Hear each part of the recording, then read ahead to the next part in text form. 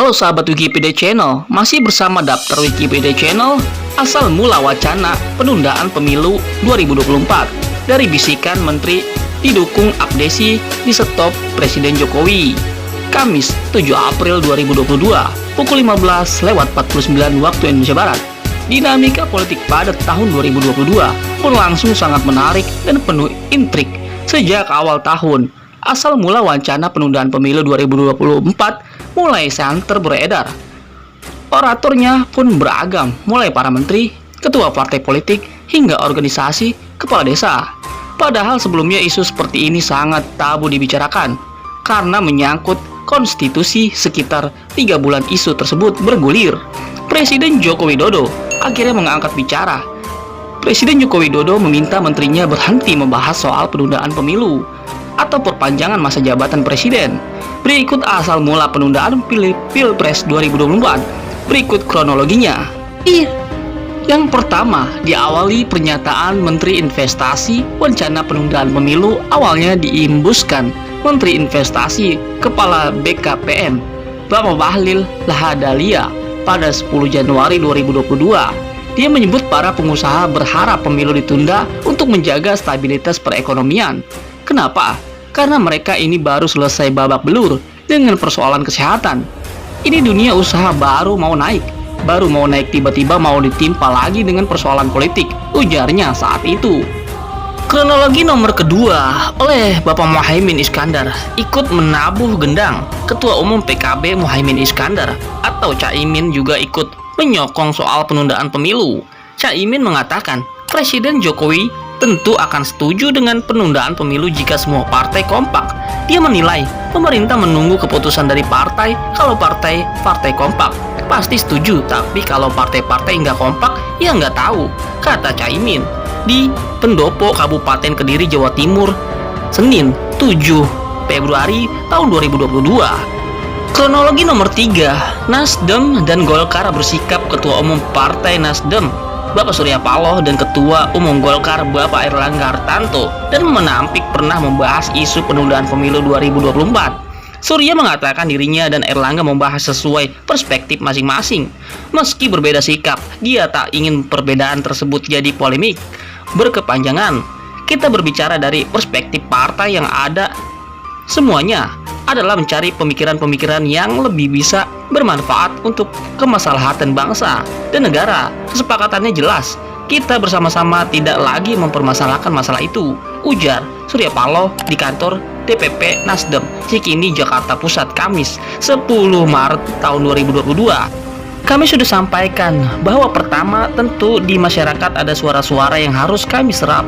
Bapak Presiden sendiri sudah jelas bahwa aspirasi demokratis itu tetap harus tumbuh. Namun, juga tentu kita melihat koridor-koridor yang ada.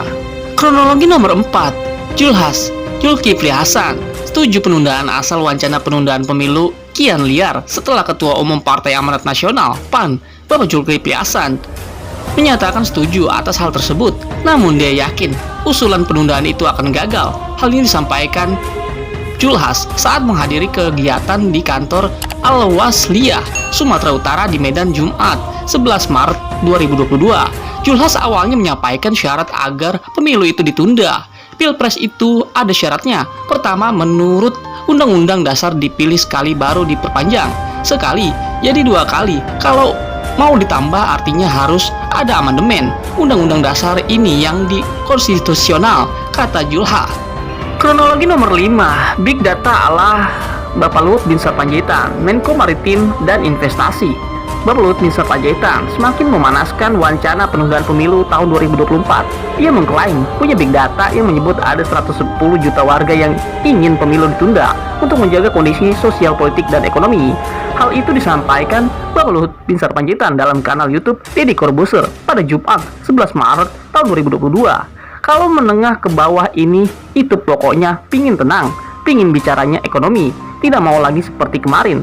Kemarin kita akan sakit gigi dengan kampret lah, cebong lah, kadrun lah. Itu kan menimbulkan tidak bagus. Masa terus-terusan begitu, ujarnya. Kronologi nomor 5, Abdesi turun gunung. Asosiasi Pemerintah Desa Seluruh Indonesia, Abdesi, pimpinan Surtawijaya ikut bermain api dalam wacana penundaan pemilu 2024 dalam acara Silatnas Abdesi pada akhir Maret 2022. Sejumlah kepala desa meneriakan 3 periode saat periode Presiden Jokowi meninggalkan acara Abdesi sendiri sempat ingin berdeklarasi untuk Jokowi 3 periode di acara tersebut sebelum dilarang oleh Luhut Binsar Panjaitan. Gerakan Abdesi versi Surta Wijaya ini bikin geram Abdesi pimpinan Arifin Abdul Majid yang sudah memiliki SK Kemenkumham. Kronologi nomor 7, Bahlil kembali bersuara. Menteri Investasi Bapak Bahlil Lahadalia kembali berbicara ihwal usulan penundaan gelaran pemilu 2024. Bulan lalu, ia mengklaim stabilitas politik berdampak positif bagi dunia investasi. Bahlil menilai kepastian terkait usulan penundaan pemilu dapat menguntungkan pengusaha. Hal itu dengan catatan usulan penundaan pemilu ditindaklanjuti sesuai mekanisme undang-undang. Dengan catatan, kata dia, usulan penundaan pemilu ditindaklanjuti sesuai mekanisme perundang-undangan yang berlaku.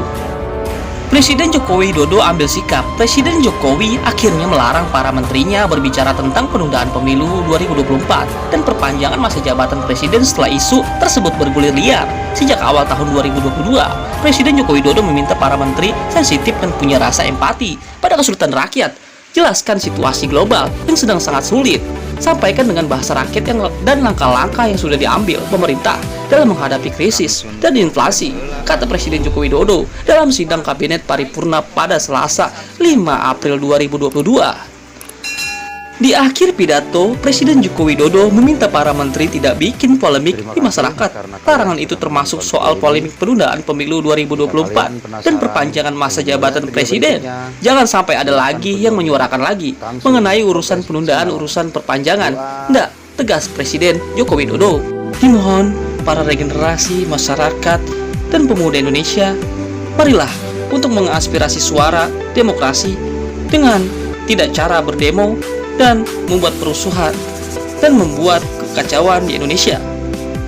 Tatkala Indonesia mengalami pandemi 19 setelah usai, marilah bersama-sama membangun Indonesia yang lebih maju, sejahtera, damai, dan rukun. Jika suara aspirasi diterapkan dengan cara berdemo, maka pemerintah akan sangat kerugian besar.